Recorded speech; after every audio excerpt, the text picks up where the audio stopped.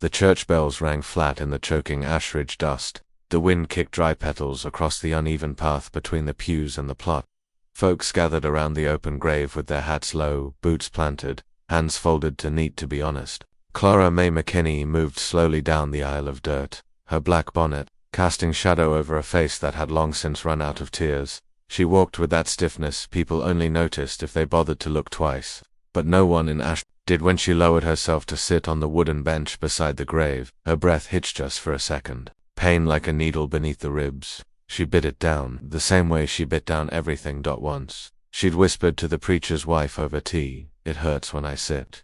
The woman poured another cup and said, "That's grief, dear. It weighs different on women." Clara never said anything again. Ashraj was the kind of town where silence kept you safe and secrets kept you fed. Sheriff Ed Sutter had ruled it for 7 years without a challenger, a man with fists like meat hooks and a voice that growled low and oily. He wore the law like a badge and a weapon. Both and folks preferred not to notice. When his boots turned down the road toward the McKinney place, after Clara's father took sick and the debt collectors circled, the sheriff came round with a deal. Said he'd stalled the land seizure, make sure her livestock stayed untouched. All he asked was a little gratitude, a favor now and then. One hand washes the other. That was when the bruises began. The ones hidden under corset stays and long sleeves. The ones the dressmaker pretended not to see when measuring for Sunday service. No one crossed the sheriff, not the mayor, not the priest, not even the doctor, who once treated a broken wrist with his eyes on the floor. It was easier to look away. On a Wednesday that felt like a storm waiting to happen,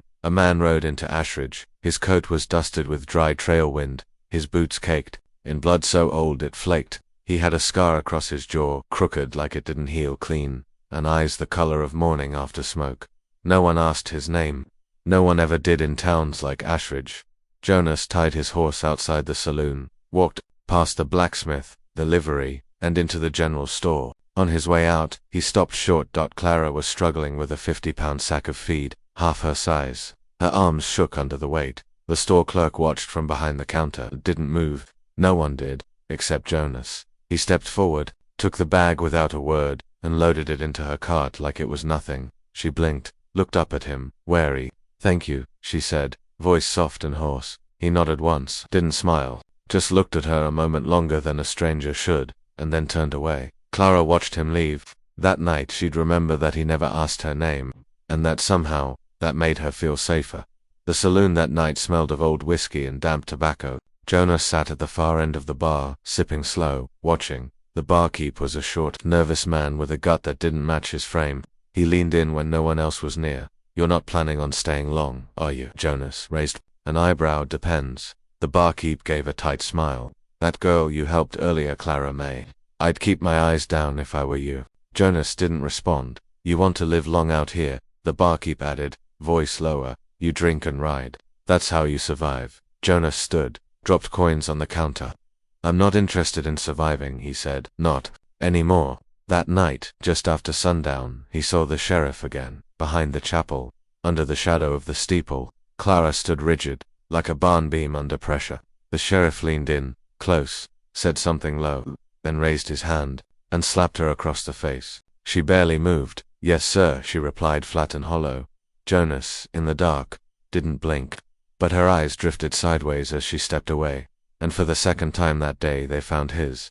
She didn't look startled, or ashamed, just tired and something else, something like, "Please, don't leave." The well sat at the edge of town where the land turned to brush and silence. Clara went there late, under moonlight, away from her S. She carried a lantern in one hand and a bucket in the other. Each step was careful, deliberate, like every inch of movement hurt. Jonas followed, quiet as smoke. She didn't startle when she saw him in the shadows. Just set the bucket down, lowered it slowly, winced. "Why are you here?" she asked. Jonas leaned against the post. "Not for you," he said, "but maybe I am now." She let the rope unwind with a soft creak. Water echoed below.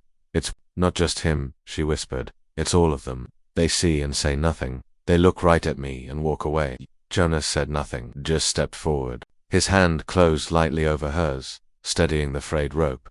"Then I'll see for them," he said. The water reached the surface, cool and still, and for the first time in a long while, Clara let someone hold the weight with her. They left the well in silence, neither one saying what they already knew.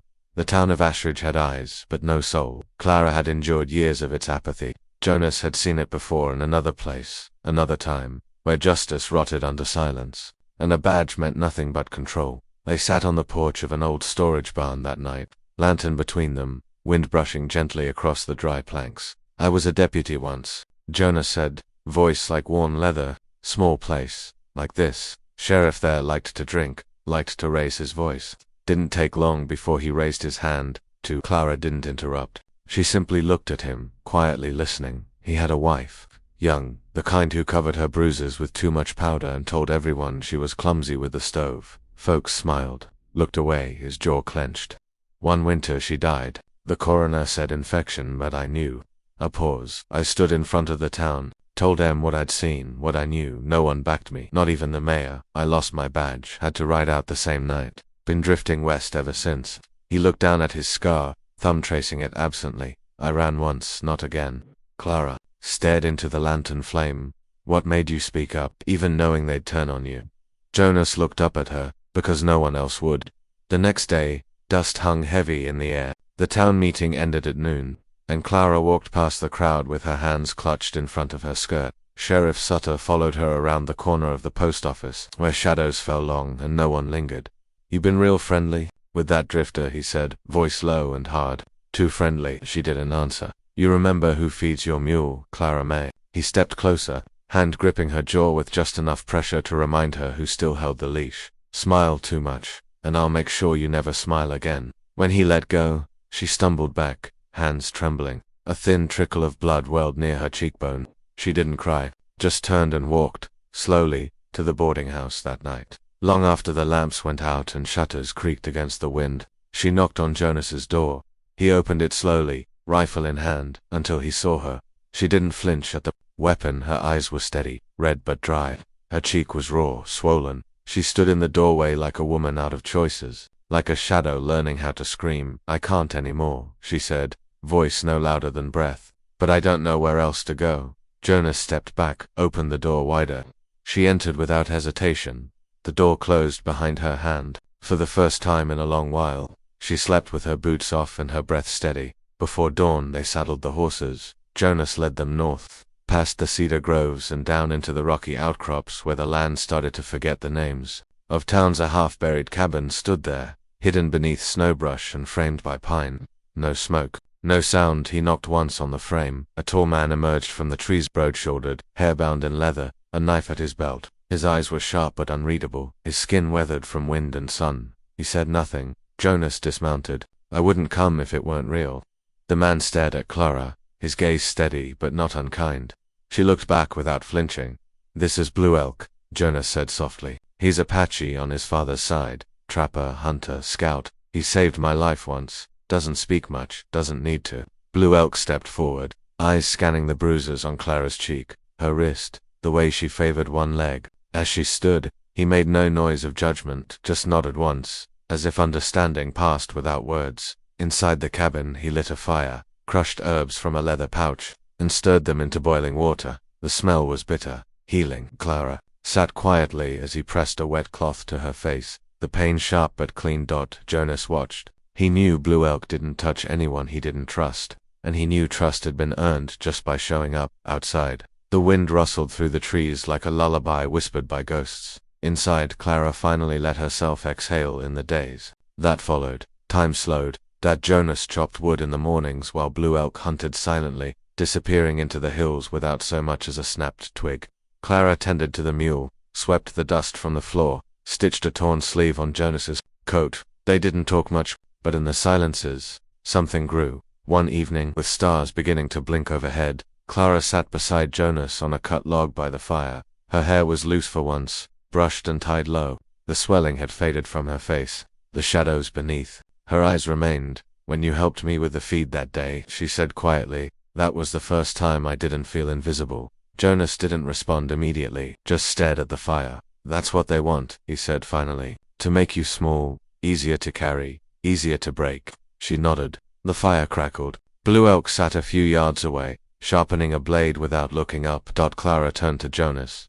"Then help me break them." He looked at her. Ellie saw not a victim but a woman shaped by pain into steel. You sure she didn't blink? I don't want revenge, she said. I want to be heard. I want them to know I was never theirs to silence. Jonas leaned forward, elbows on his knees. Then we'll start with someone who still knows what justice means. By the next evening, Jonas had ink on his fingers and grit in his teeth. He wrote the letter by lantern light, hand steady, to Judge Everett Mallory, Wichita. I served beside you in Stone River. I believe you still remember what justice used to feel like. I have a witness. She's willing to speak, and I've seen her wounds with my own eyes. If you've got anything left in you that still knows right from wrong, write fast, or send someone who does.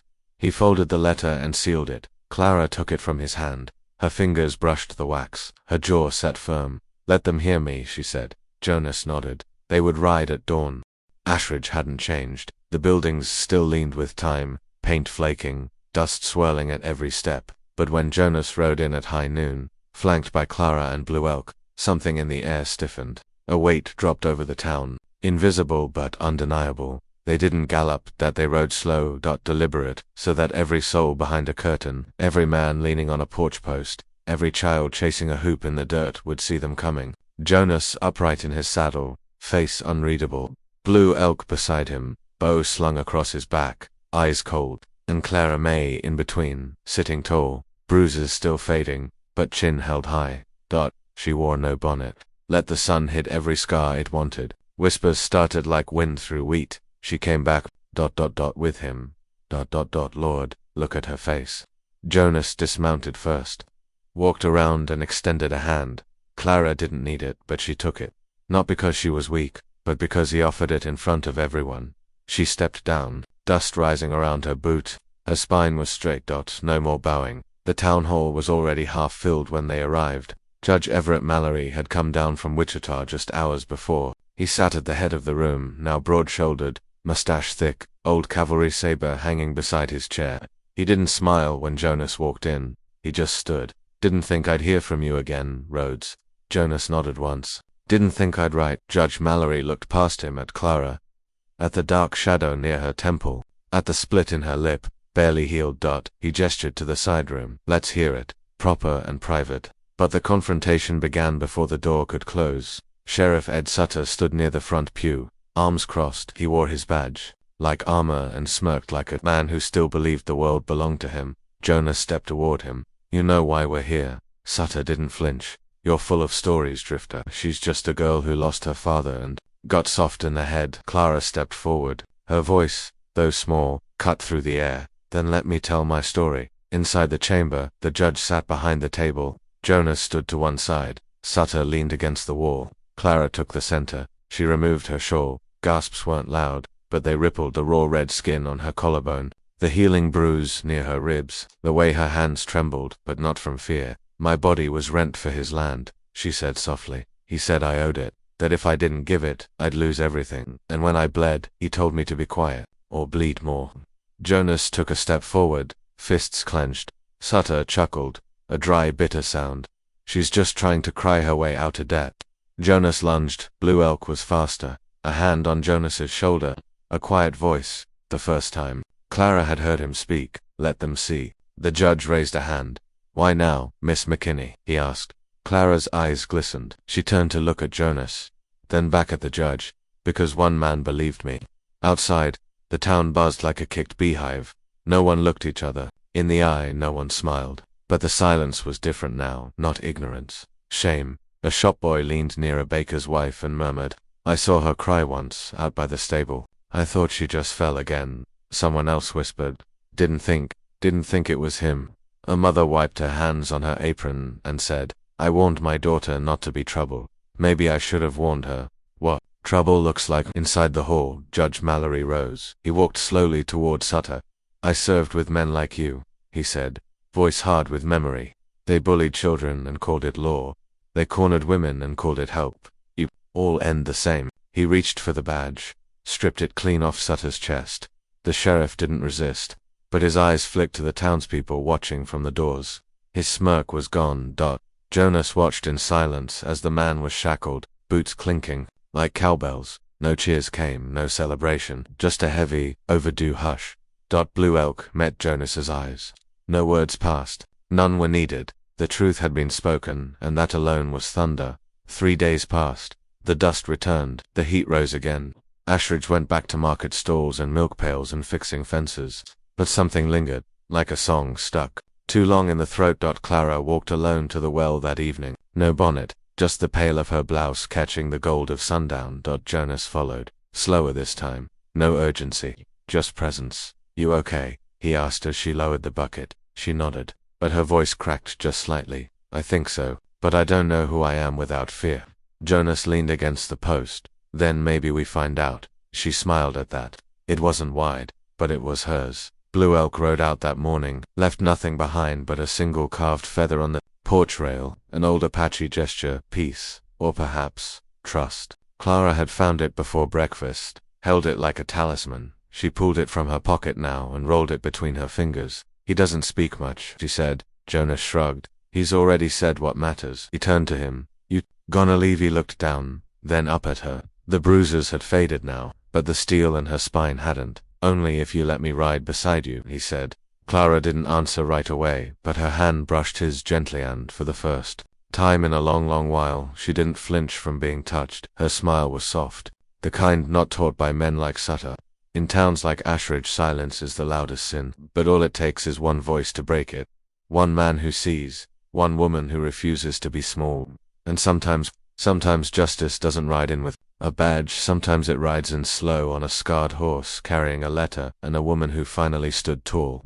If Clara's story moved you, don't let it vanish like dust in the wind. Like, comment below, and subscribe for more powerful, true-feeling stories from the forgotten corners of history. Who would you ride for if no one else did?